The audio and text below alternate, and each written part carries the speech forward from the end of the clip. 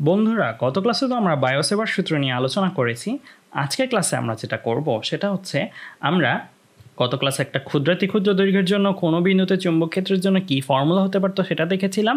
আজকের ক্লাসে আমরা ক্ষুদ্রাতি ক্ষুদ্র তারের জন্য না, বরং একটা পূর্ণ তার বা একটা বৃত্তাকার তার এই জিনিসগুলো নিয়ে আলোচনা করব। আজকের ক্লাসে বেসিক্যালি আমরা সোজাভাবে তারটা থাকলে তার চারপাশে যে কোনো বিন্দুতে চুম্বক ক্ষেত্র বের করা শিখব। আর পরের ক্লাসে তারটা যদি বৃত্তাকার বা কুণ্ডলী আকৃতি হয়ে থাকে, বৃত্তাকার কুণ্ডলী আকৃতি হয়ে, তখন এর কোনো বিন্দুতে চুম্বক ক্ষেত্র নির্ণয় করা শিখবো। আমরা কেন্দ্রের চুম্বক ক্ষেত্র নির্ণয় করা শিখব। তো প্রথমেই আলোচনা শুরুর আগে আমরা তো এই ফর্মুলা শিখেছিলাম জিবি equal to μ0/4π ideal sine theta by R square, যেটা ক্ষুদ্রাতি ক্ষুদ্র দৈর্ঘ্যের তারের জন্য। সো এই ক্ষুদ্রাতি ক্ষুদ্র দৈর্ঘ্যের তারের জন্যই তারের ওপরের এই জায়গার কোনো বিন্দুতে আমরা যদি চুম্বক ক্ষেত্র বের করতে চাই, তাহলে আমরা দেখতেই পাচ্ছি এই জায়গার জন্য থিটা কত, 0 আসবে। থিটার সাথে কার কার মধ্যবর্তী কোণ, ডিএল আর আর এর। সো এটাই ডিএল, আবার এটাই আর। সো তারা পরস্পরের উপরে অ্যালাইন হয়ে আছে, তাহলে তাদের মধ্যবর্তী কোণ 0, তার মানে সাইন থিটার ভ্যালু 0। তার মানে এই বিন্দুতে কোনো চুম্বক ক্ষেত্র তৈরি হবে না। কার জন্য তৈরি হবে না? এই তারে প্রবাহের জন্য তৈরি হবে না। আবার আমরা যদি দেখি যে এই পি বিন্দু যদি এখানে চিন্তা করা হয়, তাহলে আমাদের থিটার ভ্যালুটা কত, আর হচ্ছে এখানে ডিএল হচ্ছে এই জায়গাটার মধ্যে, তাহলে তাদের মধ্যবর্তী কোণটা আসলে কত, মধ্যবর্তী কোণ 90 ডিগ্রি। তাই থিটা 90 ডিগ্রি হতে সাইন থিটা ইকুয়াল টু 1, তার মানে ডিবি এর যে ভ্যালুটা তৈরি হবে এই জায়গাটার মধ্যে, সেটা ম্যাক্সিমাম ভ্যালু হিসেবেই তৈরি হবে। তো আমরা থিটা 0 আর 90-র জন্য দেখলাম ক্ষুদ্রাতি দৈর্ঘ্যের তারের জন্য। এখন চলো আমরা যদি সম্পূর্ণ তার হয়, তার মানে আমরা এখন আগে ছোট্ট একটা অংশের জন্য বিবেচনা করেছি, এখন সম্পূর্ণ তারের জন্য বিবেচনা করব। তো সম্পূর্ণ তারের জন্য আমরা কোনো বিন্দুতে চুম্বক ক্ষেত্র যদি বের করতে চাই, তাহলে আমাদের উপায়টা কি হওয়া উচিত? আমাদের উপায়টা হচ্ছে আমরা এই সম্পূর্ণ তারটাকে অনেকগুলো ছোট ছোট ছোট ছোট ডিএল এ ভাগ করব। ভাগ করে প্রত্যেকটা ছোট্ট ছোট ডিএল এর জন্য আমরা এই পি বিন্দুতে চুম্বক ক্ষেত্র নির্ণয় করব। তারপরে অনেকগুলো ডিবি আমরা পাবো, রাইট? এখানে ছোট্ট একটা তারের জন্য এখানে একটা ডিবি তৈরি হবে, এখানে ছোট্ট একটা তারের জন্য এখানে ডিবি তৈরি হবে, এখানে ছোট্ট একটা তারের জন্য এখানে ডিবি তৈরি হবে। এরকম সবগুলো ডিবি নিয়ে যদি আমরা যোগ করতে পারি, তাহলেই আসলে আমরা এই সম্পূর্ণ তারের জন্য এই বিন্দুতে চুম্বক ক্ষেত্রটা বের করতে পারবো। তাহলে এই যে এই প্রসেসটা, এটা কি অনেক কষ্টকর না? অনেকগুলো ছোট ছোট ছোট ছোট ডিএলের জন্য কাজ করতে হবে, তোমাকে অনেকবার হিসাব করতে হবে। এই কাজটাই একবারে কে করে দিতে পারে? করে দিতে পারে ইন্টিগ্রেশন। কারণ ইন্টিগ্রেশনের মধ্যে আমরা প্রত্যেকটা একই রকমের ফাংশন বারবার যদি আমরা কয়েকটা ছোট ছোট লিমিটের মধ্যে যোগ করতে চাই, সেটাই কিন্তু অ্যাকচুয়ালি ইন্টিগ্রেশনটা আমাদের একবারে করে দিতে পারে। তাই আমরা এই পুরো তারের জন্য পি বিন্দুতে যে চুম্বক ক্ষেত্রটা তৈরি হচ্ছে সেটাকে যদি ধরে নিই বি, সেই বিটা আসলে অনেকগুলো ছোট ছোট ডিবি এর সমষ্টি। তাই আমি লিখলাম B equal to integration of DB.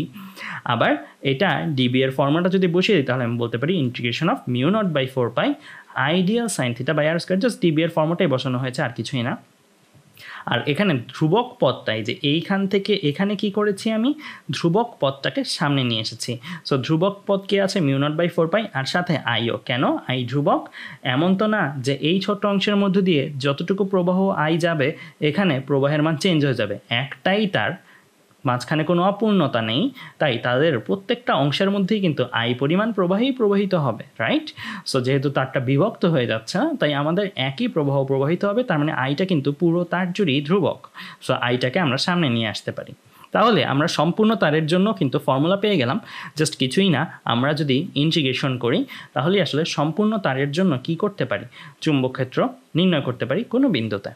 আচ্ছা, সো এখন চলো আমরা এমন একটা ল দাঁড় করাবো, এমন ল যেন আমরা কেস ওয়াইজ, যে তারটা যদি সোজা হয় তাহলে একটা সরাসরি ল ব্যবহার করবো, যাতে কোনো ইন্টিগ্রেশনও করা লাগবে না। এটা কিন্তু ল একটা, বাট এটাও আমরা চাচ্ছি না ব্যবহার করতে। আমরা এটাকে ইন্টিগ্রেশন করে একটা বেসিক ল দাঁড় করাতে চাচ্ছি, যেখানে অ্যাকচুয়ালি আমাদের পরীক্ষায় ম্যাথ আসলে আর ইন্টিগ্রেশন করে করে না করতে হয়। বাট এটাই কিন্তু আমাদের সেই বেসিক ল, যেটা কাজে লাগিয়ে তারটা যেই অ্যারেঞ্জমেন্টই থাকুক না কেন, এই সূত্রটাকে কাজে লাগিয়ে আমরা কাজ করতে পারি।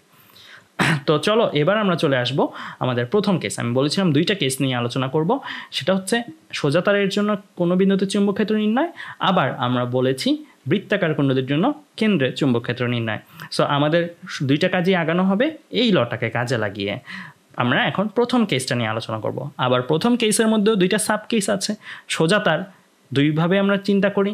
সোজা তারটা সসীম দৈর্ঘ্যের হতে পারে। সসীম দৈর্ঘ্য মানে আমাদের চারপাশে যে তারগুলো রয়েছে, যেগুলো দৈর্ঘ্য তুমি মাপতে পারো, সেগুলো আবার সোজা তার অসীম দৈর্ঘ্য বিশিষ্ট হতে পারে। সাধারণত অসীম দৈর্ঘ্য বিশিষ্ট তার আমরা কোনগুলোকে চিন্তা করি, আমাদের বা বিল্ডিংয়ের চারপাশেই যে ইলেকট্রিক্যাল পোলগুলোর মধ্যে যে তার সোজা অনেকটা চলে যাচ্ছে, সেগুলোর দৈর্ঘ্যে অসীম না হলেও, সেগুলোর দৈর্ঘ্য মাপা গেলেও সেগুলোকে আমরা অসীমের মতন চিন্তা করতে পারি। তো আমাদের প্রথম কেসটা হচ্ছে কি, সোজা তারের জন্য কোনো বিন্দুতে চুম্বক ক্ষেত্র নির্ণয়, আর ওই কেসের মধ্যে দুইটা সাব কেস কি, একটা হচ্ছে সসীম দৈর্ঘ্যের সোজা তারের জন্য কোনো বিন্দুতে চুম্বক ক্ষেত্র নির্ণয়, আর আরেকটা সাব কেস কি, সেটা হচ্ছে অসীম দৈর্ঘ্যের সোজা তারের জন্য কোনো বিন্দুতে চুম্বক ক্ষেত্র নির্ণয়। তো চলো আমরা প্রথম কেসের প্রথম সাব কেসটা আলোচনা করি। সো আমাদের বি ইকুয়াল টু কি integration of dB mu naught I by 4 pi dl sin theta by r square। আমরা একটা সোজা তার নিলাম, সোজা তারের জন্য এই বিন্দুতে চুম্বক ক্ষেত্রের ফর্মুলা দাঁড় করাতে চাই। সো সোজা তারের মধ্যে ডিএল অংশ তো অনেকগুলো হতে পারে, এখানে এখানে এখানে এখানে অনেকগুলো ডিএল অংশের জন্য এই বিন্দুতে চুম্বক ক্ষেত্র নির্ণয় করা হবে, করে যোগ করা হবে, আর এই কাজটা করে দিবে কে, আমাকে ইন্টিগ্রেশন। তো তার মধ্যে দিয়ে প্রবাহ হচ্ছে আই পরিমাণ। তো আমাদের এই ফর্মুলাটা ব্যবহার করতে যে আমরা যেটা দেখছি সেটা হচ্ছে আমাদের ডিএলটা তুমি যদি এই জায়গায় চিন্তা করো, ধরো সাপোজ তুমি এই জায়গায় ডিএলটা চিন্তা করলে, আমি একটু একেই দেখাই, ধরো ডিএলটা তুমি এই জায়গাটাতে চিন্তা করলে, এই জায়গাটাতে তুমি যদি ডিএল চিন্তা করো, তাহলে এইখানে যে চুম্বক ক্ষেত্রটা তৈরি হবে সেই চুম্বক ক্ষেত্রের জন্য তুমি এইটা আঁকবা আর রাইট, আর থিটা আঁকবা কি এইটা, বা বাইরের ওইটাও নিতে পারো, যেটা ইচ্ছা তোমার। সো আলটিমেটলি আমি বলেছি দুই দিকটাই নেওয়া যায়। সো আমরা এটা নিতে পারি, থিটা দুই দিকটাই কেন নেওয়া যায়, কারণ থিটার মান তুমি এখানে 10 বসাও, আবার তুমি 180 - 10 বসাও, একই ভ্যালু, রাইট। সো আলটিমেটলি এটা কোনো ফ্যাক্ট করে না, সো এর জন্য এটা কোনো সমস্যা নেই। তো যাই হোক, তো আমি থিটা যদি এইটা নিই, তাহলে চিন্তা করে দেখো আমাদের আর এর ভ্যালু এইখানে ডিএল এর জন্য যেই মান দিচ্ছে, আমি যদি এইখানে ডিএলটা চিন্তা করি, এইখানে ডিএলটা চিন্তা করলাম, তাহলে এইখানে ডিএল চিন্তা করলে এইখানে আর এর ভ্যালু কি ভিন্ন আরেকটা আর এর ভ্যালু, রাইট। সো এটাকে আমি আর প্রাইম বললে এটাকে আর ডাবল প্রাইম, এটা আর, আবার এইখানে কি একটা ভিন্ন থিটা, রাইট। সো আলটিমেটলি আমাদের এক একটা পজিশনে থিটার ভ্যালুটা কিন্তু এক এক রকম অ্যাকচুয়ালি, রাইট। এক একটা এইখানে ডিএল নিয়ে চিন্তা করলে তার জন্য এক রকমের থিটা আসবে আর আসবে, এখানে ডিএল নিয়ে চিন্তা করলে তার জন্য এক রকমের থিটা আসবে আর আসবে। তার মানে ডিএল এর সাপেক্ষে আর থিটা দুইটাই কিন্তু চলক, রাইট। এমন না যে এখানে ডিএল চিন্তা করলে শুধু আরটাই একরকম হচ্ছে, এখানে ডিএল চিন্তা করলে আরটা আরেক রকম হচ্ছে, সাথে সাথে কিন্তু থিটাটাও এখানে ডিএল এর জন্য একরকম, এইখানে ডিএল এর জন্য আরেক রকম, এইখানে ডিএল এর জন্য আরেক রকম।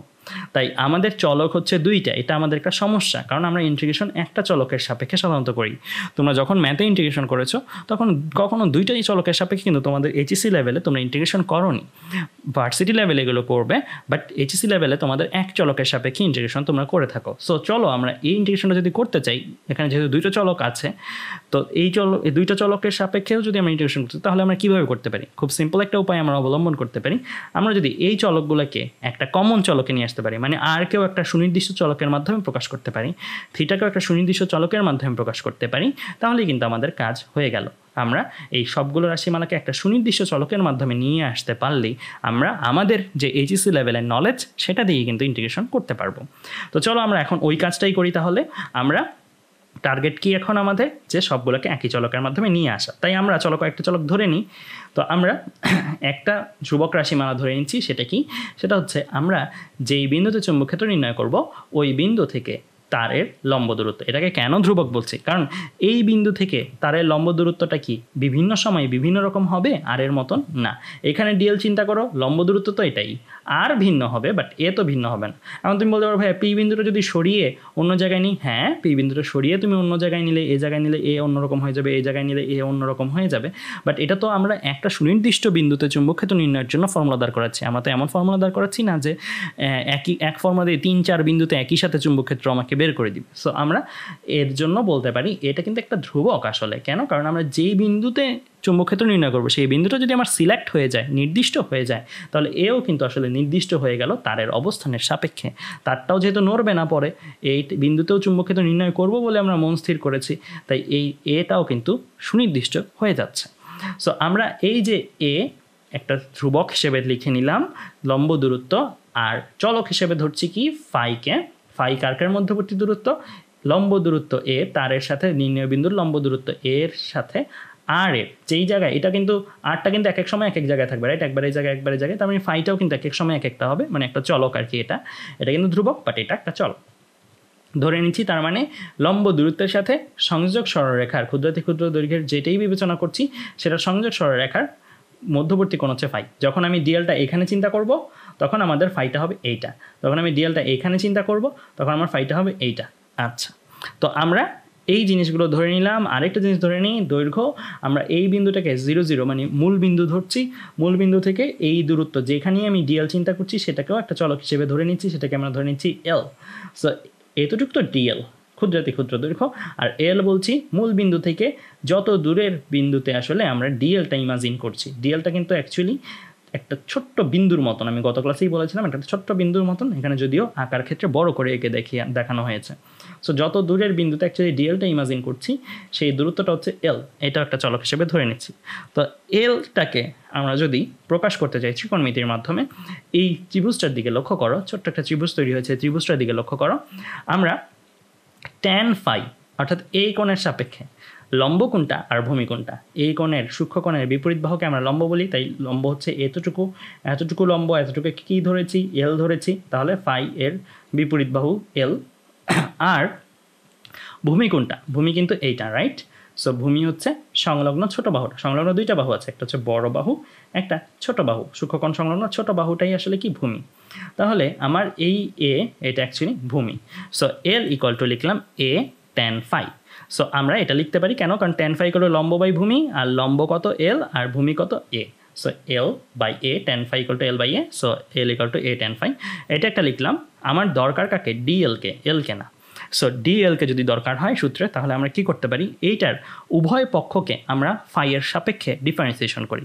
আমরা যেটা করতে চাচ্ছি সেটা আমি একটু লিখে দেখাই। আমি এই লাইনটার উভয় পক্ষকে ফাইয়ের সাপেক্ষে ডিফারেন্সিয়েশন করতে চাই। দ্যাট মিনস আমি লিখতে চাই D D phi of L equal to D D phi of A tan phi, এটা করতে চাই। সো এটা যদি করি তাহলে তোমরা একটু বলো কি হওয়া উচিত। এটা করলে এটার পরের লাইনে আমরা এরকম লিখতে পারতাম ডিএল বাই ডি ফাই, আর এই পাঁচটা করে হিসাব করে কি আসতো, এ তো ধ্রুবক সামনে চলে আসতো, রাইট? ট্যান ফাইকে ডিফারেন্সিয়েশন করলে কি আসে আমার সেক স্কোয়ার ফাই, রাইট? আমরা জানি সবাই। সো ফাইয়ের সাপেক্ষে আমি ট্যান ফাইকে ডিফারেন্সিয়েশন করলাম, তাহলে আমার এ সেক স্কোয়ার ফাই আসে। সো এখন এইটা থেকেই কিন্তু অ্যাকচুয়ালি আমরা এরকম লিখতে পারি, জাস্ট এই লাইনটার থেকেই কিন্তু এই লাইনটা এসেছে। ডিএলটা এ পাশে রয়েছে, ডি ফাইটাকে পক্ষান্তর করে ও পাশে পাঠিয়ে দেওয়া হয়েছে, আর ডিএল ইকুয়াল টু কী দাঁড়াচ্ছে, এ সেক্স স্কোয়ার ফাই, আর ডি ফাই কোথা থেকে ডি ফাইটা আসলো, এই যে এটার নিচে যে ডি ফাইটা ছিল সেটা এই পাশে চলে গিয়েছে। তাহলে কি হলো, লাভটা কি? লাভটা হচ্ছে আমরা যে সূত্রটা শিখেছি ডিএল রয়েছে সূত্রটার মধ্যে, এই ডিএলটাকে কিন্তু আমরা একটা চলকের মাধ্যমে প্রকাশ করেছি, চলকটাকে ফাই। তো আমরা ডিএলটাকে একটা চলকের মাধ্যমে প্রকাশ করেছি, সেই চলকটা হচ্ছে ফাই। এখানে এ কিন্তু চলক না, আমি বলেছি এ হচ্ছে ধ্রুবক। আচ্ছা, এবারও চলে আসি, আর কেউ আমরা ফাইয়ের মাধ্যমে প্রকাশ করতে চাই, কিভাবে প্রকাশ করতে পারি? আবার এই ফাইয়ের সাপেক্ষে চিন্তা করো, সেক ফাই। সেক ফাই আসলে কি আমরা জানি, কজ হচ্ছে ভূমি বাই অতিভুজ, আর সেক হচ্ছে অতিভুজ বাই ভূমি। তাহলে এই ফাই কোণের সাপেক্ষে অতিভুজ কোণটা, অতিভুজ হচ্ছে আমার আর, রাইট? আর ভূমি কোণটা, ভূমি হচ্ছে আমার এ, রাইট? সো আমি সেক ফাই ইকুয়াল টু ভূমি বাই অতিভুজ, ভূমি বাই অতিভুজ মানে এ বাই ভূমি বাই অতিভুজ, অতিভুজ বাই ভূমি মানে কি, সেক ফাই মানে হচ্ছে অতিভুজ বাই ভূমি, অতিভুজ বাই ভূমি মানে কি, আমি বলতে পারি sec phi equal to R by A, কারণ যেহেতু আর হচ্ছে আমার অতিভুজ আর এ হচ্ছে আমার ভূমি। তাহলে আমি সেক ফাই ইকুয়াল টু লিখলাম আর বাই এ, তাহলে আর ইকুয়াল টু দাঁড়াচ্ছে এ সেক ফাই। তাহলে আর কেউ কিন্তু দেখো আমরা একটা চলকের মাধ্যমে প্রকাশ করলাম, সেই চলকটা আমাকে, চলকটা হচ্ছে আমার ফাই। এ যেহেতু ধ্রুবক তাই এটাকে চলক বলছি না। এবার আমরা চলে আসি এরপরে থিটাকেও আমরা ফাইয়ের মাধ্যমে প্রকাশ করতে, এটা তো খুবই ইজি। এই যে ত্রিভুজের বহিস্থ কোণকে, বহিস্থ কোণ হচ্ছে আমার থিটা।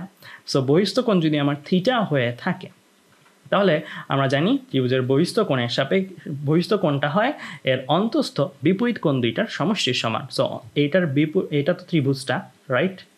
তো এই ত্রিভুজের বহিস্থ কোণ হচ্ছে থিটাটা। সো বহিস্থ কোণ অন্তস্থ বিপরীত দুইটা কোণ দেখব। সো অন্তস্থ কোণ হচ্ছে এইটা, বিপরীত একটা, আবার এইটা 90, রাইট? সো 90টাকে আমরা কি বলতে পারি, এই যে 90 যে কোণটা, এটাকে আমরা কি বলতে পারি, এটাকে আমরা বলতে পারি না পাই বাই 2, এটাকে আমরা রেডিয়ান মডেল বললে পাই বাই 2 বলতে পারি, ঠিক আছে? সো এটাকে আমরা বলতে পারি পাই বাই 2। আর এই কোণটাকে আমরা বলতে পারি অ্যাকচুয়ালি কি, ফাই। তাহলে আমার থিটা ইকুয়াল টু কী দাঁড়াচ্ছে, পাই বাই 2 প্লাস ফাই। কেউ যদি চাও 90 প্লাস ফাই লিখবা, সেও লিখতে পারো, কোনো সমস্যা নেই। কোনোটাই ভুল না। সো যেটা ইচ্ছা সেটা লিখতে পারো, এটার কারণে ভেবো না যে ভাইয়া কেন রেডিয়ান ইউজ করলে, এটা ইচ্ছা। তো এভাবে ইউজ করলে ফাইটাকেও রেডিয়ান ইউজ করবে, আর এভাবে ইউজ করলে এটাকে আলটিমেটলি ডিগ্রিতে ইউজ করবো। সো এটাও লিখতে পারো, এটা লিখলেও কোনো সমস্যা নাই, আমরা যেটা ইচ্ছা সেটাই লিখতে পারবো। আচ্ছা, তো আমাদের এটাতে কোনো আপত্তি নেই। আচ্ছা, তো এবার আমরা চলে আসি, তাহলে থিটাকেও ফাইয়ের মাধ্যমে প্রকাশ করা হয়ে গেল। তাহলে আমরা এই যে এই চলকটা যদি লিখি, তাহলে আমরা এরকম করে লিখতে পারি যে ডিএল আর থিটা, যেটা ইন্টিগ্রেশনের ভেতরে ছিল যে চলকগুলো ডিএল থিটা আর আর, সবগুলোকে আমরা একটা সুনির্দিষ্ট চলকের মাধ্যমে নিয়ে আসলাম। সেই সুনির্দিষ্ট চলকটা আমাকে ফাই, কারণ এখানে এ থাকলেও এদের মধ্যে এটা কিন্তু চলক না, এটা একটা ধ্রুবক হিসেবে বিবেচিত হচ্ছে। তাহলে আমাদের সুবিধাটা কোথায়? তাহলে আমরা এই যে এই সমীকরণটা আছে, এই সমীকরণের বিভিন্ন চলককে আমরা একটা কমন চলকের মাধ্যমে প্রকাশ করতে পারি, আর আমাদের ইন্টিগ্রেশনটা এইচএসসি লেভেলের নিয়মেই সম্পাদন করতে পারি। So B equal to DB, just এই লেখাটাই লেখা হয়েছে, জাস্ট ভ্যালুগুলো বসিয়ে দেওয়া হয়েছে। ডিএল এর জায়গায় S X square phi D phi তাই লেখা হয়েছে, আবার থিটার জায়গায় লেখা হয়েছে π/2 প্লাস ফাই, আর আর এর জায়গায় লেখা হয়েছে এ সেক ফাই, আর আর স্কোয়ার যেহেতু ছিল তাই এ সেক ফাই হোল স্কোয়ার। তো এইভাবে লেখা হয়েছে। আচ্ছা, এবার আমি চলে আসি এরপরে। তো এরপরে যদি আমরা দেখি আমাদের এই যে রাশিমালাটা আসলো, এই রাশিমালাটার মধ্যে আমরা যদি কাজ করি, ইন্টিগ্রেশন করতে চাই, তো আমরা অনেকগুলো জিনিস কাটাকাটি করতে পারি। আগে কাটাকাটির কাজগুলো করে ফেলি। উপরে আছে এ, নিচে আছে এ সেক হোল স্কোয়ার, তার মানে স্কোয়ারটা কি এর মধ্যেও আছে এ স্কোয়ার, আর ওপরে আছে একটা এ। তাহলে কাটাকাটি চলে যে উপরের এটা তো চলে যাবে, কিন্তু নিচে কিন্তু এ স্কোয়ার ছিল, তো এই নিচে কিন্তু দুইটা এই যাচ্ছে না, একটা এ থেকে যাচ্ছে নিচে, রাইট? তার মানে নিচে একটা এ থাকবে কাটাকাটি করে। এবার সেক্স স্কোয়ার ফাই, আবার সেকের উপরে এখানে স্কোয়ার আছে, মানে সেক্স স্কোয়ার ফাই, এই দুইটা জিনিস কিন্তু কমপ্লিটলি ডিসমিস হয়ে যাবে, একটা একটা কাটাকাটি করে দিবে। আর সাইন π/2 প্লাস ফাই, আমি বলেছি এটাকে 90 প্লাস ফাই লিখলেও কোনো সমস্যা নাই। সো সাইন π/2 প্লাস ফাই বলো বা 90 প্লাস ফাই বলো, এটাকে কি বলা যায়? কস ফাই বলা যায় না, আমরা কোঅর্ডিনেট ঘোরাতে পারি না। সো আমরা সাইন π/2 প্লাস ফাইকে বলতে পারি কস ফাই এর সমান। সো আমাদের এখানে শুধুমাত্র অবশিষ্ট থাকলো কি আসলে কস ফাই বাই এ। এ যেহেতু ধ্রুবক তাই ইন্টিগ্রেশনের বাইরে চলে আসলো, তাই এটাকে বাইরে লিখলাম। জাস্ট থাকলো তাহলে ইন্টিগ্রেশনের ভিতরে চলক হিসেবে ফাই, আর লিখা হিসেবে থাকলো হচ্ছে কস ফাই, আর ডি ফাই ছিল ডি ফাই। সো এই যে এই অংশটা আমরা দাঁড় করালাম, এটা বেসিক্যালি কার জন্য? একটা এল দৈর্ঘ্যের সোজা তারের জন্য। এখন আমরা এল দৈর্ঘ্যের সোজা তার থেকে যদি আমরা কাজ করতে চাই সম্পূর্ণ তারটার জন্য, কারণ আমরা তো জাস্ট এতটুকু দৈর্ঘ্য দেখেছি, আমরা যদি সম্পূর্ণ তারটার জন্য কাজ করতে চাই তাহলে অ্যাকচুয়ালি আমাদের লিমিট বসাতে হবে।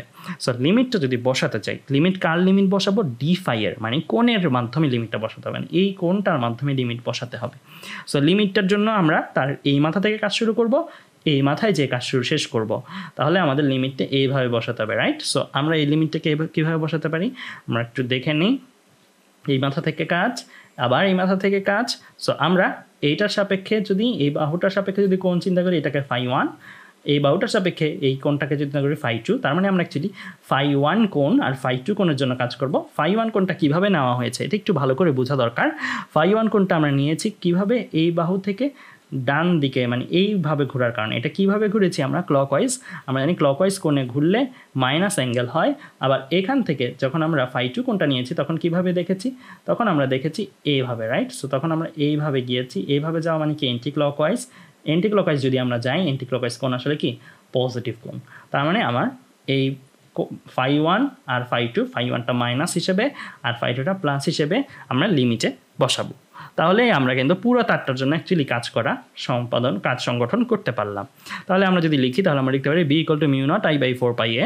লিমিট হচ্ছে লোয়ার লিমিট। আমি যদি এই জায়গা থেকে কাজ শুরু করে এই জায়গা পর্যন্ত জানতে চাই, তাহলে এই বাহুর সাপেক্ষে এটা হচ্ছে মাইনাস কোণ, এই বাহুর সাপেক্ষে এটা হচ্ছে প্লাস কোণ, তাই -φ1 কোণ টু +φ2 কোণ। সো তাহলেই আমরা কিন্তু অ্যাকচুয়ালি এই জায়গা থেকে কাজ করে এই পর্যন্ত হিসাব করলাম। তো আমরা এইখানে -φ1 positive φ2 upper limit, lower limit, upper limit বসালাম। এখন আমাদের কাজ কিন্তু খুবই সিম্পল হয়ে গেল। কস ফাইকে আমরা যদি ইন্টিগ্রেশন করি, আমরা জানি কি আসে?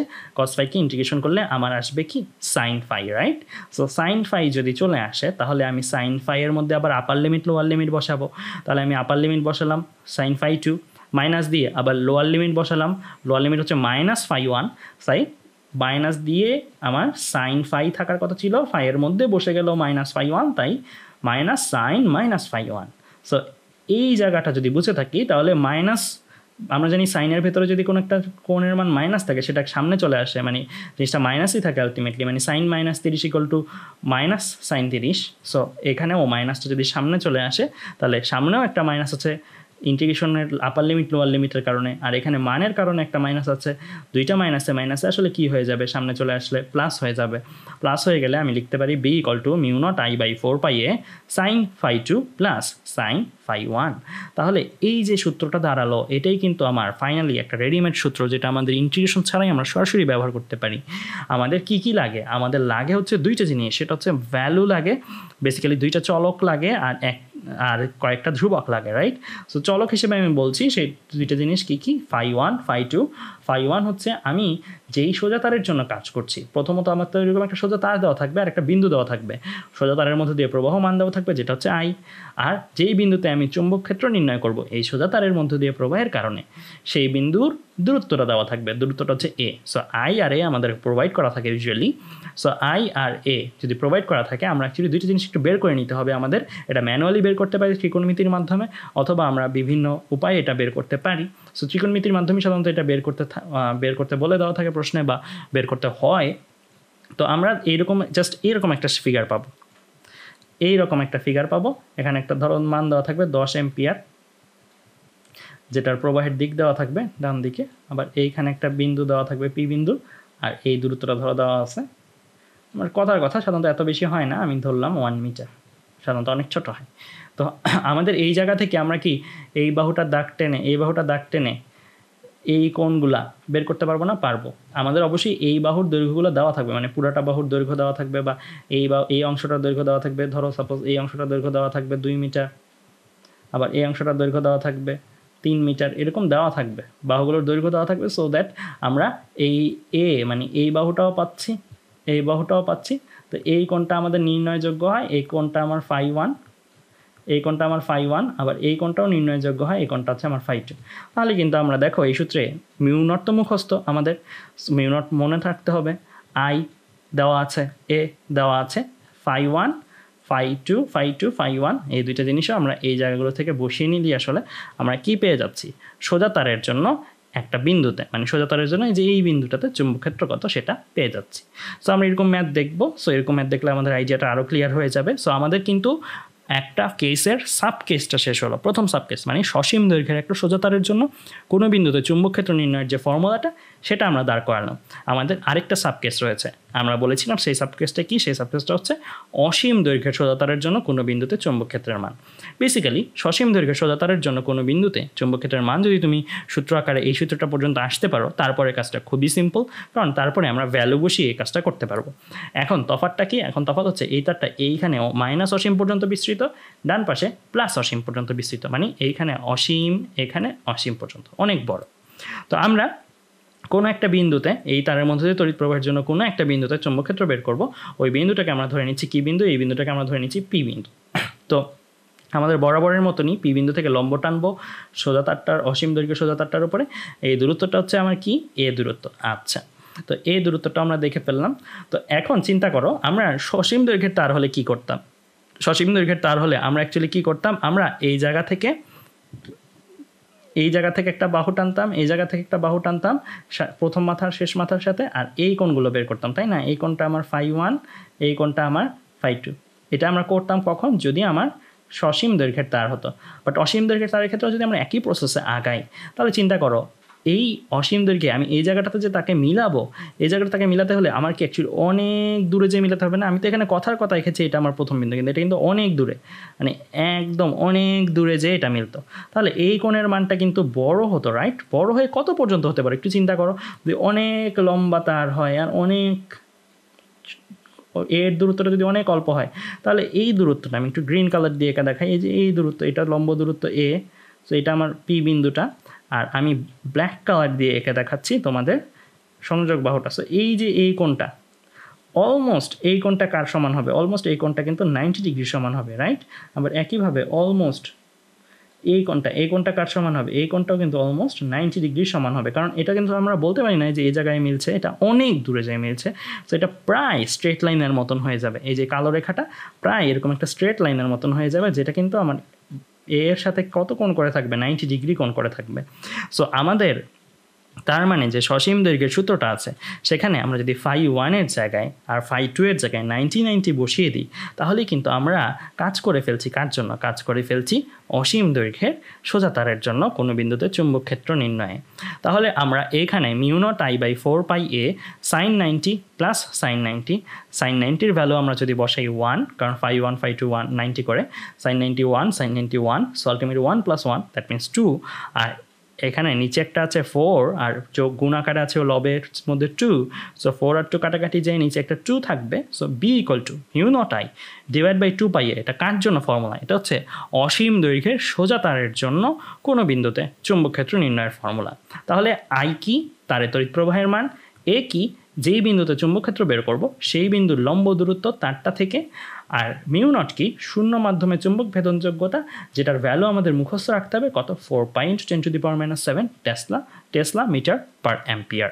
সো আমরা এই ভ্যালু এইখানে তার মানে অ্যাকচুয়ালি আই দেওয়া থাকলে আর এ দেওয়া থাকলে কিন্তু কাজ শেষ, কারণ μ0 আর পাই এগুলো মুখস্থই থাকতে হবে। তাহলে আমরা ফর্মুলা দেখলাম সসীম দৈর্ঘ্যের সোজা তারের জন্য কোনো বিন্দুতে চুম্বক ক্ষেত্র নির্ণয়ের, অসীম দৈর্ঘ্যের সোজা তারের জন্য কোনো বিন্দুতে চুম্বক ক্ষেত্র নির্ণয়ের। এটাতেই কিন্তু অ্যাকচুয়ালি আমাদের কেস 1টা হয়ে গেল।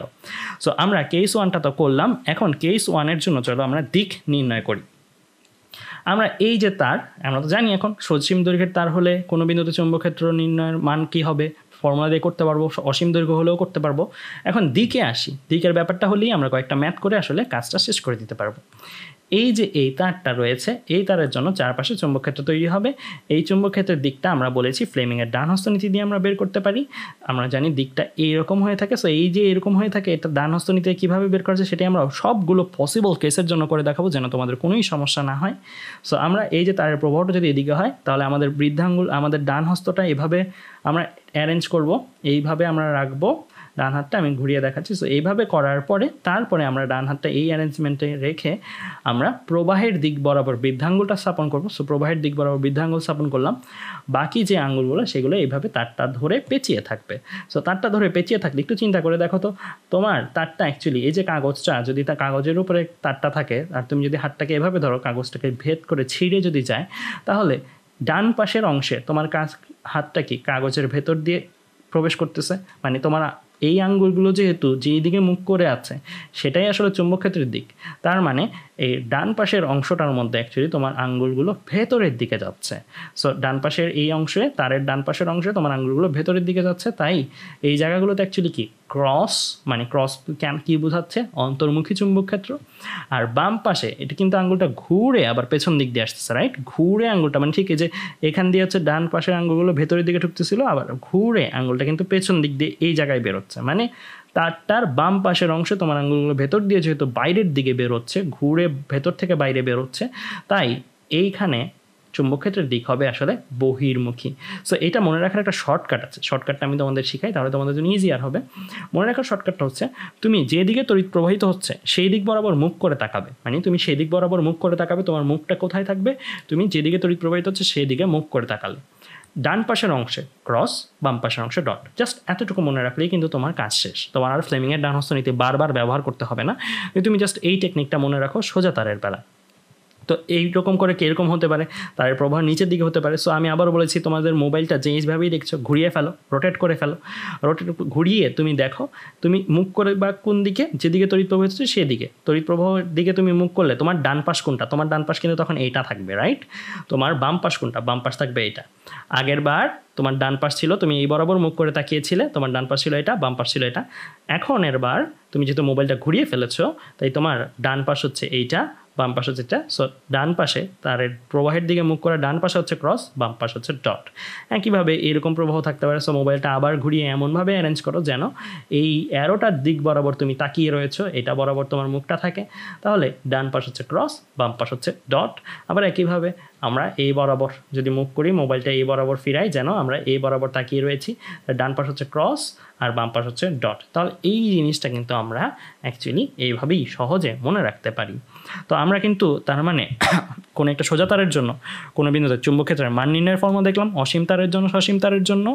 আবার দিকটাও কিন্তু দেখলাম কখন কোন জায়গায় ডট হবে কোন জায়গায় ক্রস হবে। তার মানে তোমার এই তারের জন্য এইখানে একটা বিন্দুতে যদি বলে চুম্বক ক্ষেত্রের মান বের করো, তুমি ফর্মুলা দিয়ে বের করতে পারবে অসীম তার হলে বা সসীম তার হলে।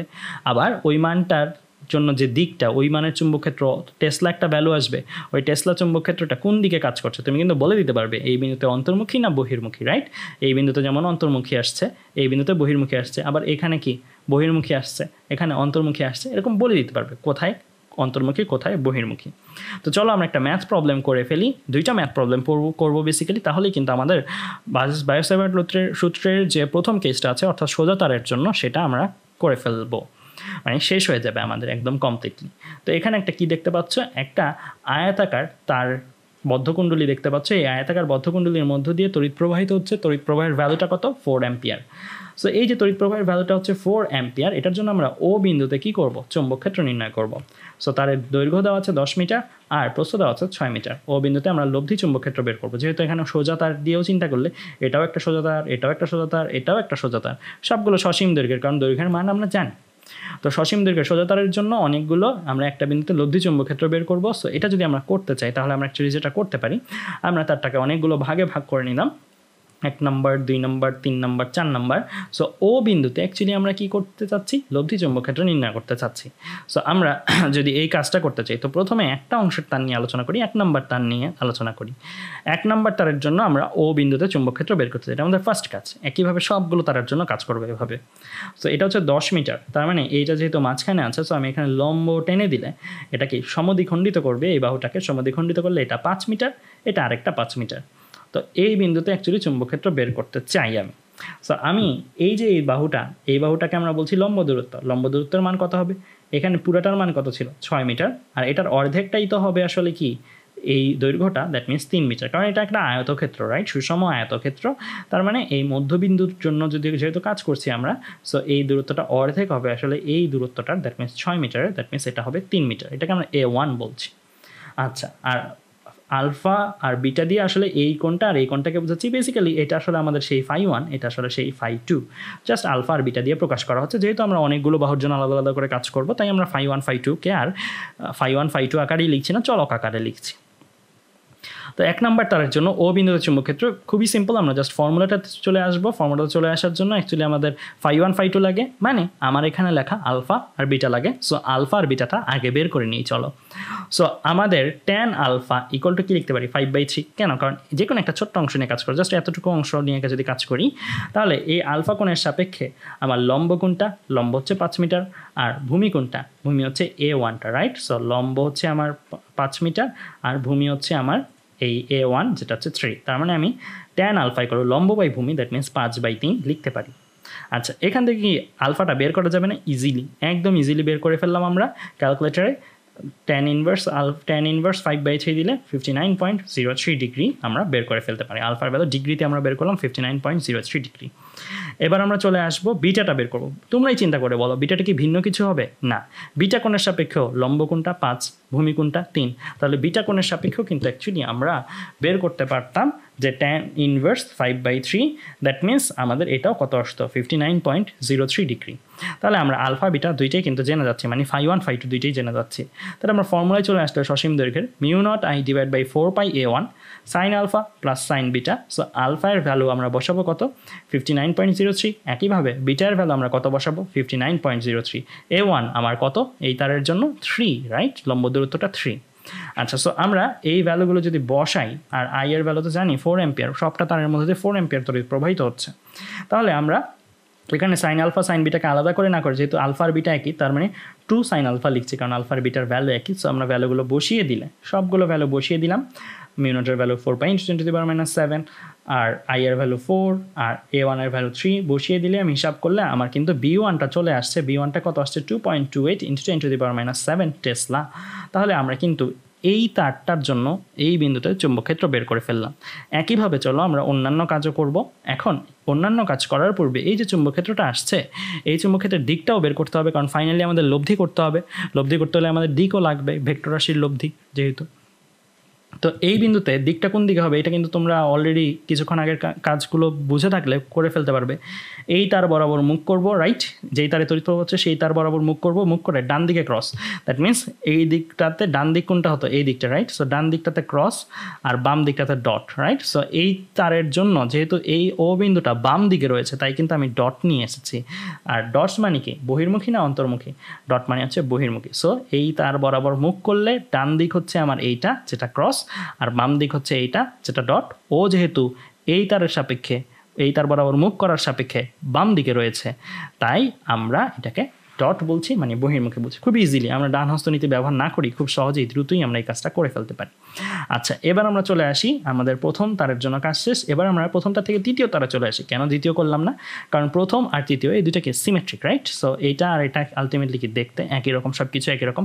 ইনফ্যাক্ট ভ্যালুতেও কি কোনো চেঞ্জ আসবে? চিন্তা করে দেখো, এখানেও কিন্তু A1 এই পুরোটার অর্ধেক 3 মিটার, এখানে আলফা যদি এটা হয়, বিটা যদি এটা হয়, কোনো কি চেঞ্জ আসবে? চেঞ্জ আসবে না, কারণ এই ক্ষেত্রেও আমার বিটার সাপেক্ষে লম্ব হচ্ছে 5, ভূমি হচ্ছে 3, আলফার সাপেক্ষে লম্ব হচ্ছে 5, ভূমি হচ্ছে 3, একই প্রবাহ 4 অ্যাম্পিয়ার। কোনো ভ্যালুর কি চেঞ্জ আসবে? না, কোনো ভ্যালুরই চেঞ্জ আসবে না। দ্যাট মিনস এই তারের জন্য এই বিন্দুতে যে চুম্বক ক্ষেত্র তৈরি হয়েছিল, এই তারের জন্য এই বিন্দুতে সেই একই মানের চুম্বক ক্ষেত্র তৈরি হবে।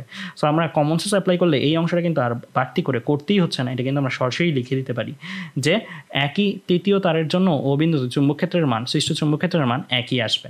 আর এটার দিকটাও বহির্মুখী। কেন? কারণ তুমিও এই বরাবর মুখ করবে। এখন তুমি এই দিক বরাবর তুমি তোমার মোবাইলটা বা তুমি এমনভাবে ল্যাপটপের স্ক্রিনটা মুখ করাও যেন তুমি অ্যাকচুয়ালি, বা প্রশ্নের থাকবে প্রশ্নটা বা খাতাটা মুখ করাবে যেন তুমি এই বরাবর অ্যাকচুয়ালি তাকিয়ে রয়েছ, এই বরাবর তাকিয়ে রয়েছ, এখান থেকে এই দিক তাকিয়ে রয়েছ। সো তোমার হাতের সাপেক্ষে, তোমার তাকানোর সাপেক্ষে ডান দিক কোনটা? ডান দিক হচ্ছে এই অংশ। সো তোমার তাকানোর সাপেক্ষে ডান দিক হচ্ছে এইটা। সো এই বরাবর ক্রস। আর বাম দিক কোনটা? তোমার তাকানোর সাপেক্ষে বাম দিক হচ্ছে এই অংশটা, রাইট। সো বাম দিকে তোমার ডট। আর ও যেহেতু বাম দিকে রয়েছে তার মানে এইটার সাপেক্ষেও তোমার অ্যাকচুয়ালি ও বিন্দুতে, মানে 3 নং তারের সাপেক্ষেও ও বিন্দুতে চুম্বক ক্ষেত্রটা কিন্তু আমার বহির্মুখী তৈরি হবে। সো এটাও কিন্তু বহির্মুখী, কারণ এই তারের সাপেক্ষে এই তারের প্রবাহ বরাবর তাকালে বাম দিকে আসলে ও বিন্দু অবস্থান করে, আর বাম দিকে ডট, বড় ডট মানে বহির্মুখী। তাহলে এই হচ্ছে আলটিমেটলি কি আমার ওভারঅল সিনারিও। সো আমরা এই তারের জন্য ও বিন্দুতে চুম্বক ক্ষেত্র বের করলাম, এই তারের জন্য ও বিন্দুতে চুম্বক ক্ষেত্র বের করলাম। দুইটা চুম্বক ক্ষেত্র আমরা পেয়ে গিয়েছি অলরেডি, B1 আর B3 দিয়ে লিখে রাখলাম, মানও একই, দিকও একই। এবার আসি 2 নং তারের জন্য ও বিন্দুতে চুম্বক ক্ষেত্র বের করব। 2 নং তারের সাপেক্ষে চিন্তা করলে আমরা এটাকে আলফা প্রাইম বলছি, এটাকে বিটা প্রাইম বলছি। এখন লম্ব দূরত্বটা কি পাল্টে যাবে, রাইট? লম্ব দূরত্বটা কার অর্ধেক হবে? এই দূরত্বটার অর্ধেক হবে। এই দূরত্বটা 10 মিটার, এটার অর্ধেক মানে 5 মিটার, এটাকে A2 বলছি। আচ্ছা, সো আলফা প্রাইমটা বিটা প্রাইমটা বের করতে হবে, কারণ এখন লম্ব আর ভূমি পাল্টে গিয়েছে। সো এখন ট্যান আলফা প্রাইম যদি করি, এই যে এই কোণের সাপেক্ষে, এই কোণের সাপেক্ষে লম্ব কোণটা 3 মিটার, এই কোণের সাপেক্ষে ভূমি কোণটা, ভূমি হচ্ছে আমার এই বাহুর দৈর্ঘ্য, এই বাহুর দৈর্ঘ্য, দ্যাট মিনস কত? 5 মিটার। সো আমি লম্ব বাই ভূমি যদি করি, লম্ব বাই ভূমি দ্যাট মিনস 3/5। সো আমি লিখলাম tan alpha prime equal to 3/5। So এখান থেকে আমি আলফা প্রাইমটা বের করতে পারবো, ট্যান ইনভার্স 3/5, অর্থাৎ আমার আলফা প্রাইমটা চলে আসছে 30.97 ডিগ্রি। তাহলে এইভাবে কিন্তু আমরা আলফা প্রাইমটা পেয়ে যাব। এখন চিন্তা করে দেখো, বিটা প্রাইমটা কি ভিন্ন কিছু হবে? না, বিটা প্রাইমটাও সেম জিনিস হবে। সো বিটা প্রাইমটাও সেম জিনিস, কারণ বিটা প্রাইমের সাপেক্ষেও লম্ব হচ্ছে 3 আর ভূমি হচ্ছে 5। সো আমি বিটা প্রাইমের জন্য লিখতে পারবো বিটা প্রাইম আসলে কত? 30.97 ডিগ্রি। তাহলে আমরা এখানেও কিন্তু এটাকে φ1 ধরলে, এটাকে φ2 ধরলে φ1 φ2 জেনে যাচ্ছে। তাহলে আমরা যদি চলে আসি আমাদের ফর্মুলাতে, সো আমরা 2 নং তার 4 নং তারের জন্য একই আসবে। সো আমি এখানে B2 B4 যাই বলি, কারণ এই অংশটাও কিন্তু একই, রাইট? এই অংশটা কিন্তু ভিন্ন কিছু না। সো আমার μ0I ডিভাইড বাই 4πA2, আমি A2 এর ভ্যালু জানি, আলফা প্রাইম বিটা প্রাইম এই ভ্যালুগুলোও জানি। সো আমরা যদি এই ভ্যালুগুলো বসিয়ে দিলে অ্যাকচুয়ালি আমরা আই এর ভ্যালু তো 4 অ্যাম্পিয়ারই, A2 এখানে নতুন, A2 এখানে 5 মিটার। সো আমরা যদি এই জিনিসগুলো বসিয়ে দিই তাহলে অ্যাকচুয়ালি আমরা কী পেয়ে যাব? আমরা যে ভ্যালুটা দরকার এই তারের জন্য এই বিন্দু চুম্বক ক্ষেত্র, বা এই তারের জন্য এই বিন্দু চুম্বক ক্ষেত্র, সেটা পেয়ে যাব। সেটা আমার কত? সেটা আমার চলে আসছে হিসাব করে 8.23 × 10⁻⁸ টেসলা। সো একইভাবে আমি বলেছিলাম যে এইখানেও যে ভ্যালুটা, এইখানে ভ্যালুটা কি আসতেছে? 8.23 × 10⁻⁸ টেসলা, মানে এই তারের জন্য এই পয়েন্টে 8.23 × 10⁻⁸ টেসলা। এখন দিকটার ব্যাপারে আসি। দিকটার ব্যাপারে ঠিক আবার আগের মতন যদি কনসেপ্টটা ইউজ করি, আমরা এই বরাবর তাকাবো, এই বরাবর মুখ করে তাকাবো, ডান দিক কোনটা, এই পাশে থাকবে ক্রস, আর বাম দিক কোনটা, এই পাশ, বাম দিকে থাকবে ডট। তাই দেখো এখানে ডট, ডট মানে বহির্মুখী। তার মানে এই তারের জন্য এই ও বিন্দুতে চুম্বক ক্ষেত্রটার দিকটা হবে কি আসলে বহির্মুখী বরাবর। তাহলে আমরা কিন্তু এই অংশের তারের জন্য যেমন হিসাব করেছি, একইভাবে আমরা এই অংশের তারের জন্য একই ভ্যালু, একই দিক। সো আমরা এখানেও এই 4 নং তারের জন্য এখানে আসলে লিখছি 8.23 × 10⁻⁻8 টেসলা, অর্থাৎ B2 B4 দুইটার ভ্যালু একই আর দুইটার দিকও একই। সো এখন এই যে এই মানগুলো পেয়ে গেলাম, সবগুলো মানের মধ্যেই দেখো মান, এইটার B1 B3-র মান একই, দিক একই, আবার B2 B4-এর মান ওদের থেকে আলাদা বাট ওদের মধ্যে একই, আর দিকটাও কিন্তু বহির্মুখী। সো সব যেহেতু বহির্মুখী, আমাদের যে যদিও এটা ভেক্টর রাশি, ভেক্টর রাশি অনুসারে তোমরা বলতে পারো ভাইয়া লব্ধি তো আমরা করা শিখেছি R = √p² যোগ q² যোগ 2pq cos α এই সূত্র দিয়ে, বাট এই ক্ষেত্রে কিন্তু দিক যেহেতু বহির্মুখী অন্তর্মুখী ছাড়া ভিন্ন কিছু হয় না, তাই যদি বহির্মুখীদের মধ্যে লব্ধি করতে বলে তাহলে সরাসরি যোগ, আর যদি বহির্মুখীর সাথে কেউ অন্তর্মুখী থাকে তাহলে সেটা বিয়োগ দিয়ে প্রকাশ করবে। আবার অন্তর্মুখীগুলোর মধ্যে লব্ধি বের করতে বলে এগুলোও যোগ। সো এইভাবে আমরা কনসেপচুয়ালি করতে পারি। তাহলে ও বিন্দুতে লব্ধি চুম্বক ক্ষেত্র B1 যোগ B2 যোগ B3 যোগ B4 সবগুলো তারের জন্য। সো সবগুলোই যেহেতু বহির্মুখী তাই আমরা সরাসরি যোগ করছি। কেউ কনফিউজ হয় না, এটা স্কেলার রাশি না, বাট কেন এটা করতে পারছি, কারণ সবগুলো একই ডিরেকশনে আছে। একই ডিরেকশনে ভেক্টরগুলো থাকলে তাদের লব্ধি কিন্তু সরাসরি যোগ করা যায়, আবার বিপরীত ডিরেকশনে ভেক্টরগুলো থাকলে তাদের লব্ধি বিয়োগ করেও করা যায়। তাহলে আমরা দুইটা এটা পাচ্ছি, আবার দুইটা এইটা পাচ্ছি। সো আমরা এগুলোকে যদি 2 দিয়ে গুণ করে যোগ করে দিই তাহলে আমরা পেয়ে যাব লব্ধি চুম্বক ক্ষেত্র ও বিন্দুতে পুরোটা তারের জন্য, যেটার ভ্যালু আসছে 6.206 × 10⁻⁷ টেসলা, যেটার দিকটাও হবে কি বহির্মুখী। সো এভাবে কিন্তু আমরা অ্যাকচুয়ালি কাজটা করতে পারি। সো আমাদের ও বিন্দুতে লব্ধি চুম্বক ক্ষেত্রের মানও জেনে গেলাম, আবার দিকও জেনে গেলাম। তো আমাদের এই ম্যাথটা একটু বড় হলো, এই ম্যাথটাতেই কিন্তু আমাদের অনেকগুলো কনসেপ্টই ক্লিয়ার হয়ে গেল। আবার বহির্মুখীগুলো যে সরাসরি লব্ধির ক্ষেত্রে যোগ করা যায়, অন্তর্মুখীগুলো সরাসরি লব্ধির ক্ষেত্রে যোগ করা যায়, আর বহির্মুখী অন্তর্মুখী একসাথে থাকলে একটাকে যোগ ধরে একটাকে বিয়োগ ধরে করা যায়, এই জিনিসটাও কিন্তু শিখে গেলাম। এবার আমরা চলে আসি আমাদের আরেকটা ম্যাথ। এই ম্যাথটা খুবই সিম্পল, খুবই ছোট, আমরা জাস্ট দেখিয়ে দিব। একটা দীর্ঘ সোজা তারের ভেতর দিয়ে 10 অ্যাম্পিয়ার তড়িৎ প্রবাহ চলছে, তার থেকে 0.25 মিটার দূরে যে কোনো বিন্দুতে চুম্বক ক্ষেত্রের মান নির্ণয় করতে বলা হয়েছে। সো আমরা যেটা করব সেটা হচ্ছে, আমরা প্রথমে তড়িৎ প্রবাহ লিখে নিলাম I 10 অ্যাম্পিয়ার। এখানে কি বলা আছে তারের দৈর্ঘ্য কত? না, বলা নাই। বলা নাই মিন্স হোয়াট? বলা নাই মিন্স আমাদের তারের দৈর্ঘ্যটাকে আমরা অসীম চিন্তা করব। যদি তারের দৈর্ঘ্য বলা না থাকে তাহলে আমরা তারের দৈর্ঘ্য অসীম বাই ডিফল্ট ধরে করে ফেলবো, কারণ না বলে দেওয়া থাকলে তো আমরা φ1 φ2 পাবো না। সো আমরা অসীম ধরে করে ফেলবো। সো পরিবাহী থেকে লম্ব দূরত্ব এ পাচ্ছি আমরা 0.25 মিটার, আর মিউ নট কত 4.10⁻⁷ tesla metre per ampere. So আমরা এখন অসীম ধরে যেহেতু করে ফেলবো, আমাদের অসীমের ক্ষেত্রে সূত্রটা লিখে ফেলি। B = μ0I / 2πa। I এর ভ্যালু 10 অ্যাম্পিয়ার, A এর ভ্যালু 0.25 মিটার। সো μ0 এর ভ্যালু 4.10⁻⁷, জাস্ট ক্যালকুলেটরে বসিয়ে দিলেই কিন্তু আমি পেয়ে যাচ্ছি 8 × 10⁻⁶ টেসলা। সো যেহেতু এখানে চুম্বক ক্ষেত্রের কোনো একে দেওয়া নাই তারটা, তো আমরা কিন্তু অন্তর্মুখী বহির্মুখী এই জিনিসগুলো বের করতে পারছি না ডান দিক বাম দিক হিসাবে। সো এখানে শুধু মানটাই আমরা বের করতে পারবো। সাধারণত এই প্রশ্নগুলোতে মানই জানতে চাওয়া হবে। তো বন্ধুরা, আজকের ক্লাসে কিন্তু আমরা বায়োসেভার সূত্রে সোজা তার থাকলে অসীম দৈর্ঘ্যে কী হয়, সসীম দৈর্ঘ্যে কী হয়, এগুলোর ম্যাথ, এগুলোর দিক সব দেখে ফেললাম। এটা কিন্তু খুবই ইম্পর্টেন্ট একটা ক্লাস ছিল। এই ক্লাস থেকে তোমরা মোস্ট প্রবাবলি একটা সিকিউ কখনো কখনো পাবেই। আবার তোমাদের বইয়ের ভর্তি পরীক্ষার প্রশ্নও কিন্তু এই জায়গাগুলো থেকে এই প্রশ্নে এসে থাকে। সো কনসেপ্ট ক্লিয়ার হলে আমরা যে কোনো ম্যাথ যেভাবেই ঘুরিয়ে দেখ না কেন আমরা সলভ করতে পারবো।